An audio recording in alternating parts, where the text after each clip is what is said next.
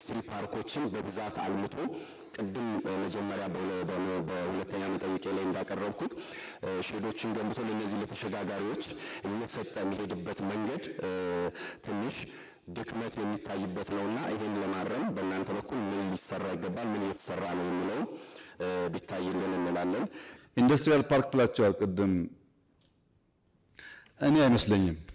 እኔ ኢንዱስትሪያል ፓርክ ላይ ኢንቨስት ማድረግ ዝግጁ አይደለሁም አሁን። ምክንያቱም ምንድነው ኢንዱስትሪያል ፓርክ 13 ገደማ አለን፣ 10 ጨረስን እኛ ነን። ሁሉም በዳ ነው። እዳቸውን መክፈል ገና አልጀመሩም። ታስታውሱ ከሆነ ለውጭ ባለሀብት ለኤክስፖርት ተብሎ ሼዶቹ ሰምታችሁ ይሆናል።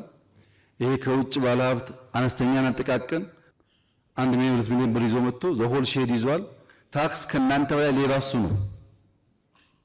አገሩ ነግዶ አያውቅም። አነስተኛና ጥቃቅን ነው።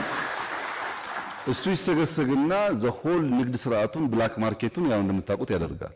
ለዚያ ነው ኢንዱስትሪያል ፓርክ ለሎካል አምራቾችም ይሰጥ ብለን የወሰንነው። ግን አሁን ትርፋማ ቀርቶ ራሱን ያልቻለ ኢንዱስትሪያል ፓርክ እያየን ሌላ ኢንቨስትመንት አናደርግም። ፕራይቬት ሴክተር ግን እናበረታታለን።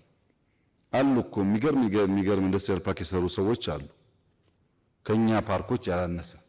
ወደሱ የሚገቡ ሰዎች ካሉ ለማገዝ ዝግጁ ነን። በመንግስት ደረጃ ግን አይመስለኝም።